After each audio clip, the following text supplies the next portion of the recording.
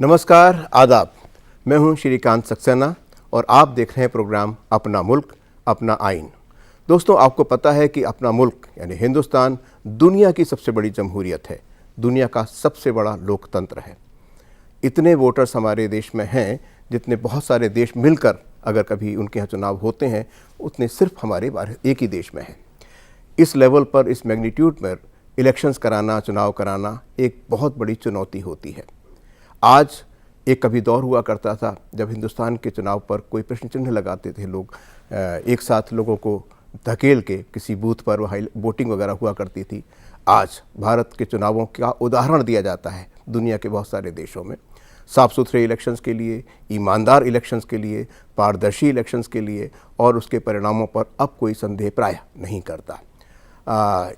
हाल ही में जो बहुत सारे एक सुधार हुए हैं उसमें एक था कि भाई ये इंश्योर कर लेना कि मतदाता यानी वोट डालने के बाद आप ये इंश्योर करें कि आपका वोट वहीं पड़ा जहां आपने डाला है।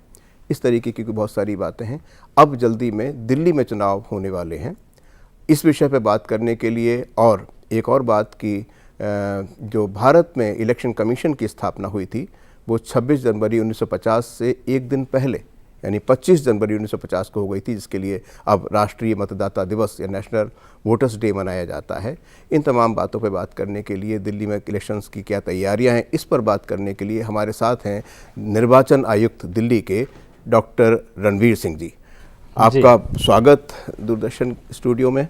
डॉक्टर साहब, ये बताइए कि क्या तैयारियां पूरी हैं? इलेक्शंस के आने वाले 8-10 दिन बाद चुनाव होने हैं और ये बहुत बड़ी चुनौती आपके सामने होगी कि इनको स्मूथली कंडक्ट करवा सकें।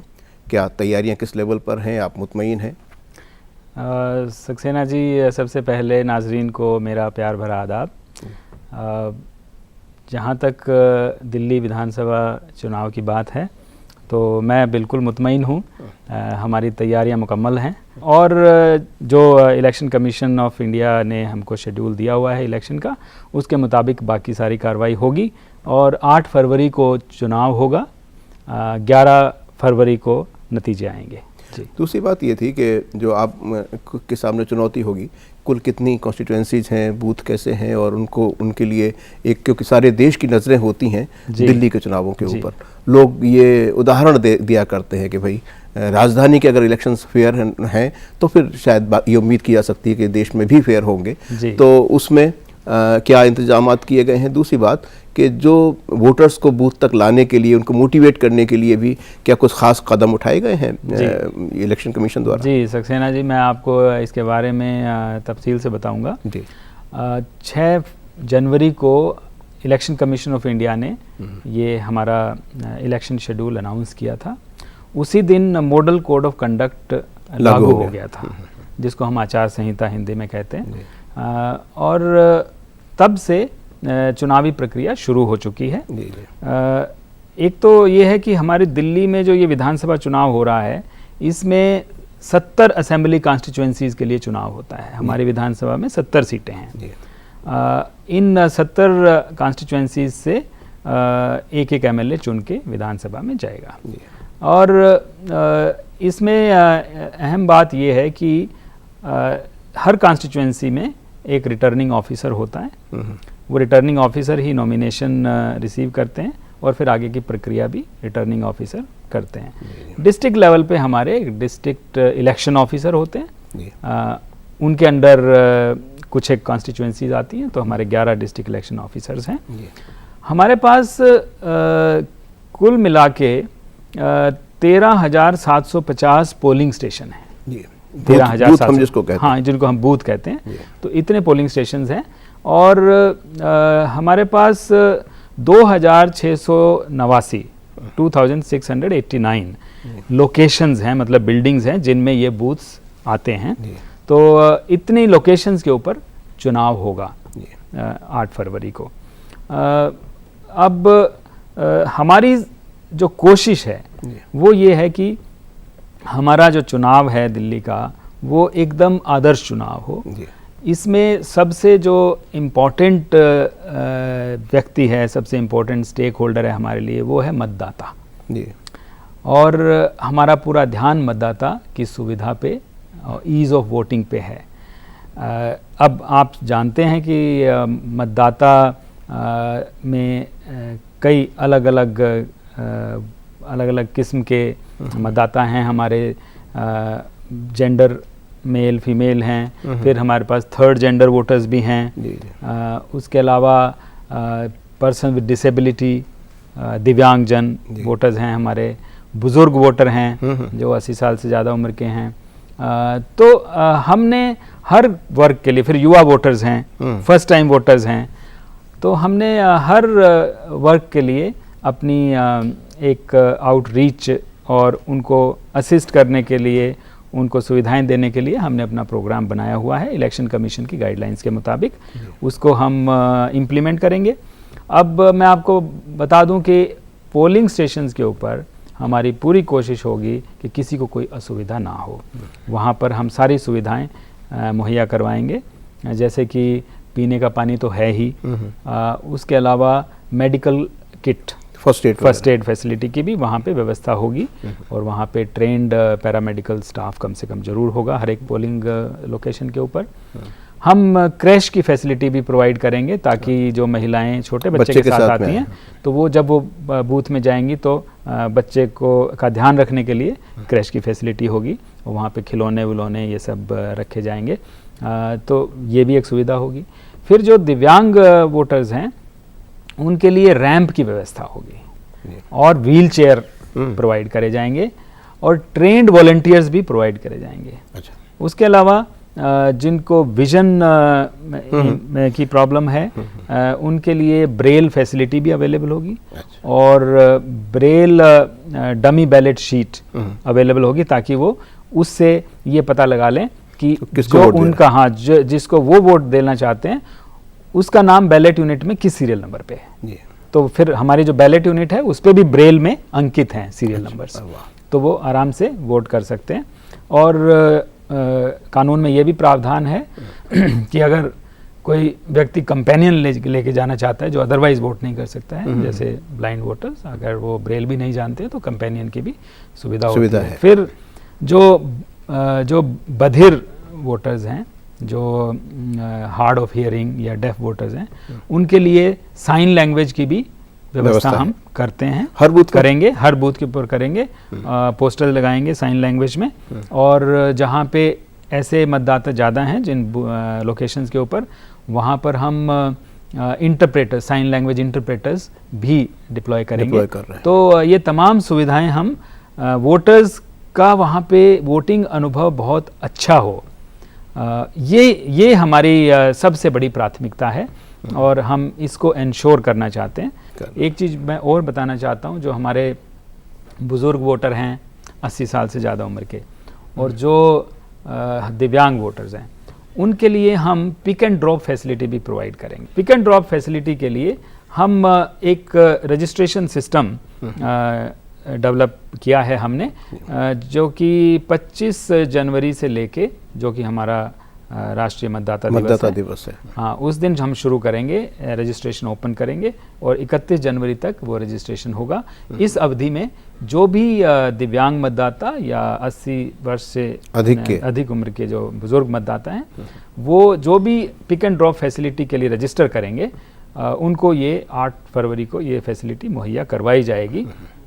और इसको 25 तारीख को आप रजिस्टर कर सकते हैं, 25 के बाद 31 तक कर सकते हैं। हाँ, और रजिस्टर करने का तरीका भी मैं थोड़ा बताना चाहूँगा। या तो 1950 नंबर पे कॉल करके रजिस्टर कर सकते हैं, तो आपको अपना एपिक कार्ड नंबर बताना होगा, उसके बाद वो वहाँ से रजिस्टर कर देंगे आपको। या फिर आप SMS के माध्यम से भी कर सकते हैं। हमारा एक मोबाइल नंबर है, उस पर आप SMS भेज सकते हैं। मोबाइल नंबर है 7738299899। इस पे आपने EPIC एपिक, फिर स्पेस, फिर वोटर ID नंबर, फिर स्पेस, फिर पिक, PIC के पिक, ये सिंटैक्स भेजना है, तो आपको पिक एंड ड्रॉप के लिए रजिस्ट्रेशन हो जाएगा। लेकिन जैसे मैंने कहा, ये हर किसी के लिए नहीं है फैसिलिटी, सिर्फ दिव्यांग वोटर्स के लिए और 80 साल से ज़्यादा उम्र के वोटर्स के लिए ये फैसिलिटी है। तो मुझे पूरी उम्मीद है कि इसका फ़ायदा उठाएंगे। बहुत अच्छा और बहुत आप जानकारी, बड़ा इंजाम भी काफ़ी अच्छा लग रहा है। लेकिन क्या इनमें से ऐसी कुछ चीज़ें हैं जो आप पहली बार कर रहे हैं इससे, या हर चुनावों में ऐसे करते रहे? जिस तरह पिक एंड ड्रॉप फैसिलिटी इस तरीके से professionally managed with pre booking, ये हम पहली बार कर रहे हैं बिल्कुल जी। और हमने एक और चीज़ पहली बार करी है, वो दिव्यांग वोटर्स के लिए और बुज़ुर्ग 80 साल से ज़्यादा उम्र के वोटर्स के लिए, और वो है पोस्टल बैलेट से वोट करने का। इसका मतलब ये है कि दिव्यांग वोटर्स में और बुज़ुर्ग वोटर्स में जो इस स्थिति में नहीं हैं कि वो पोलिंग स्टेशन पे आके वोट कर सकें, अच्छा, वो पोस्टल उनकी मतलब इसमें वो असमर्थ हैं मूव करने में, इमोबिलिटी है या बेड रिडन है या ऐसी स्थिति में हमने 14 तारीख से 14 को हमारी नोटिफिकेशन इशू हुई थी इलेक्शन की, 14 जनवरी से लेके और 20 जनवरी तक, क्योंकि 19 जनवरी छुट्टी का दिन था, संडे था, तो 14 से 20 तक हमने एक्चुअली 14 तारीख को हर एक वोटर के घर जाके हमारे BLO ने उनको बताया था इस फैसिलिटी के बारे में कि अगर इन दोनों कैटेगरीज में से कोई असमर्थ है पोलिंग स्टेशन पे आने के लिए, तो वो पोस्टल बैलेट के लिए फॉर्म 12D भर के दे सकता है, और फॉर्म 12D को RO के रिटर्निंग ऑफिसर के ऑफिस में जमा कराना था। तो उसमें तकरीबन 3000 ऐसे लोगों ने फॉर्म 12D भर के ROs के पास भेजा है। अब इनकी स्क्रूटनी होगी और उसके बाद एक फाइनल लिस्ट बनाई जाएगी उन मतदाताओं की जिनको कि पोस्टल बैलेट से वोट करने के लिए अप्रूव किया जाएगा। जो भी इसमें वैलिड पाए जाएंगे उन सबको अप्रूव किया जाएगा, और उसके बाद हमारी पोलिंग टीम उनके घर जाएगी और उनके घर में वोट करवाएगी पोस्टल बैलेट के माध्यम से, और ये पूरी प्रक्रिया बिल्कुल ट्रांसपेरेंट होगी।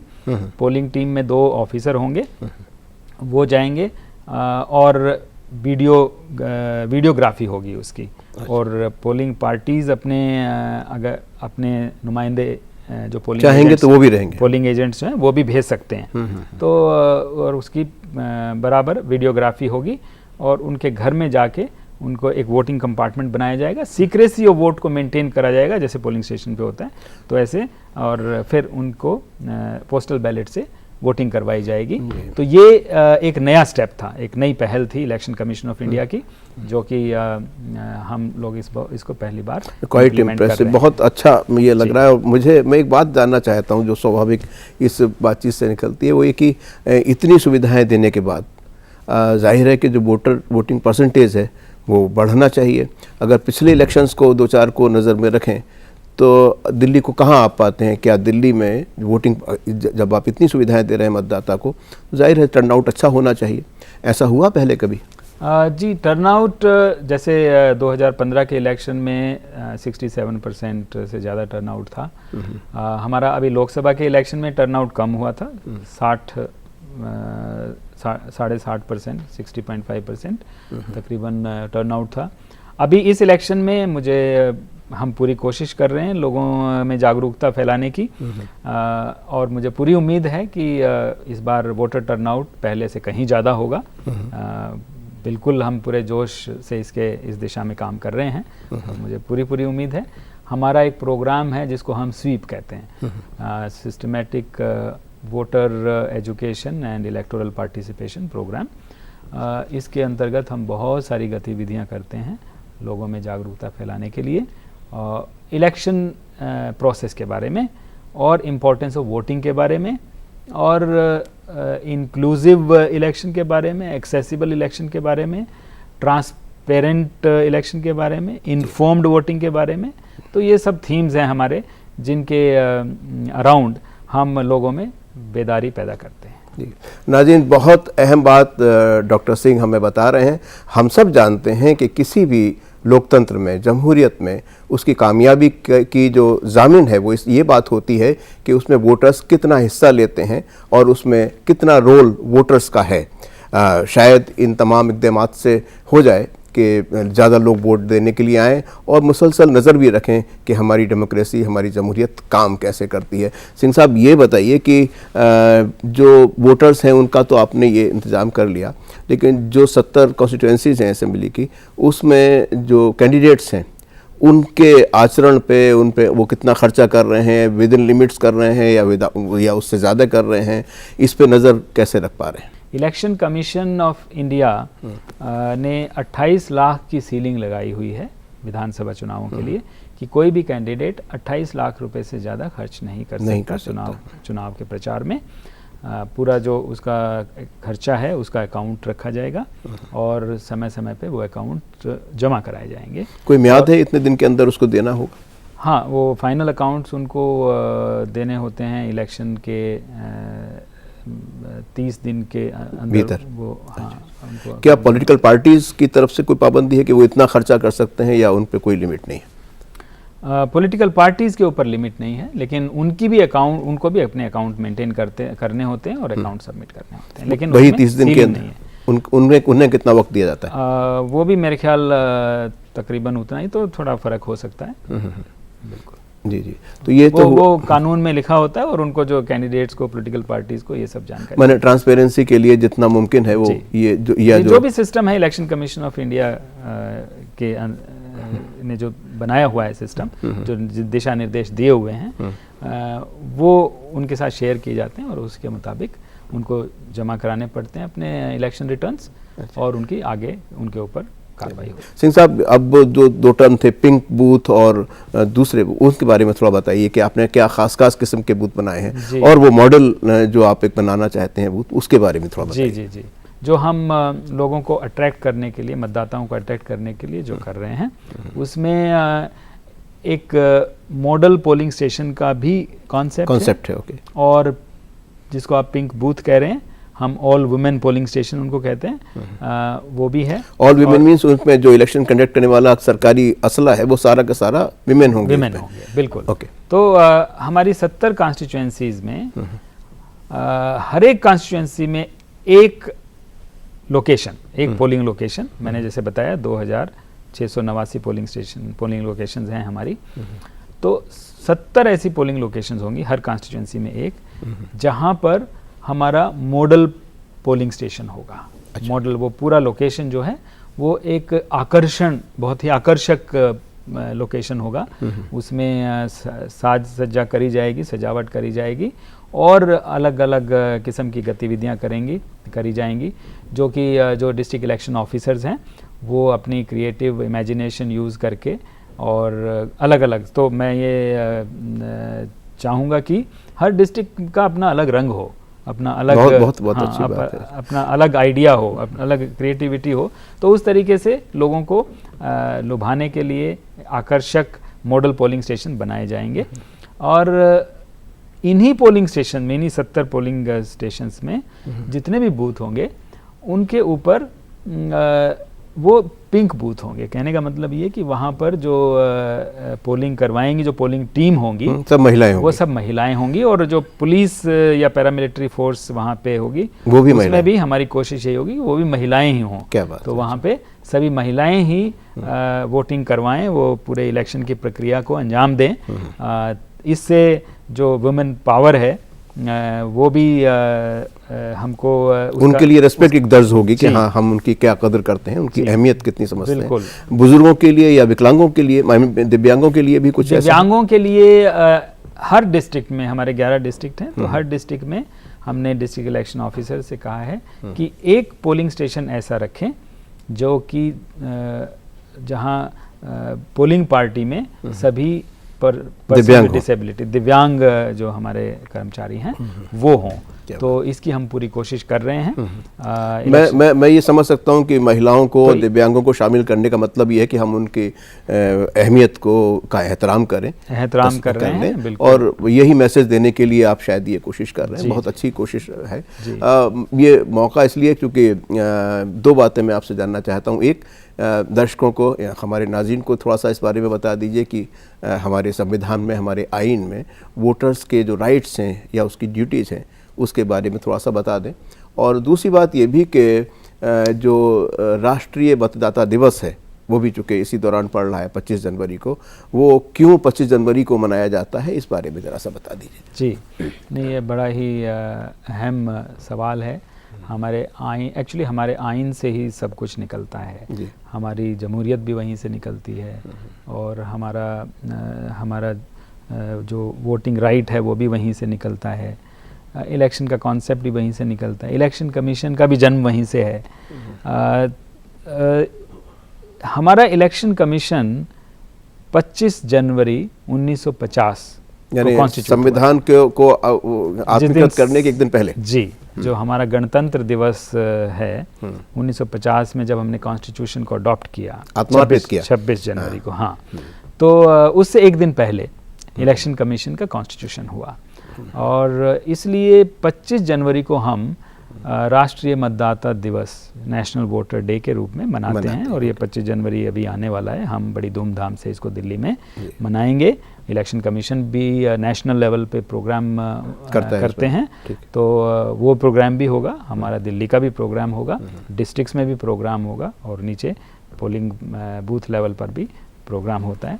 तो ये हम 25 जनवरी को इसलिए मनाते हैं कि 25 जनवरी को इलेक्शन कमीशन की स्थापना हुई और 1950 में हुई। इसलिए 1950 जो है वो हमारा वोटर हेल्पलाइन का नंबर है। अच्छा, 1950 आप हेल्पलाइन। हाँ, इलेक्शन के बारे में कोई भी जानकारी चाहिए या कोई भी सुझाव देना हो या कोई भी आपकी शिकायत हो, आप 1950 पे डायल करके बता सकते हैं। अब हमने दिव्यांग मतदाताओं के लिए एक स्पेशल फैसिलिटी शुरू करी है 1950 हेल्पलाइन पे। अच्छा। कि जैसे हम कहते हैं कि अगर आप हिंदी में बात करना चाहते हैं तो 1 दबाइए, इंग्लिश में बात करना चाहते हैं 2 दबाइए, तो हम ये कहते हैं अब कि और अगर आप दिव्यांग मतदाता हैं तो आप 3 दबाइए। तो उससे फिर उसको जब दबाते हैं तो उनको सीधा जो हमने स्पेशली ट्रेन कर रखे हैं कॉल एजेंट्स दिव्यांग मतदाताओं के इश्यूज में, उनकी स्पेशल ट्रेनिंग है, सीधा उन्हीं से बात होती है उनकी। बहुत सुंदर।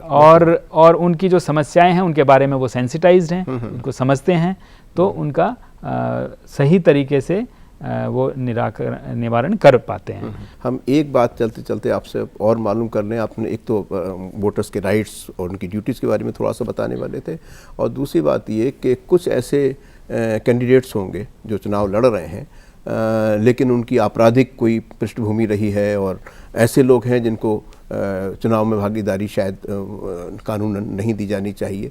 ये इंश्योर करने के लिए आप क्या करते हैं? जी, जो पहला सवाल है regarding rights and responsibilities of voter, तो वोटर का राइट तो मेनली अगर हम देखें तो 2 उसके बहुत महत्वपूर्ण राइट हैं।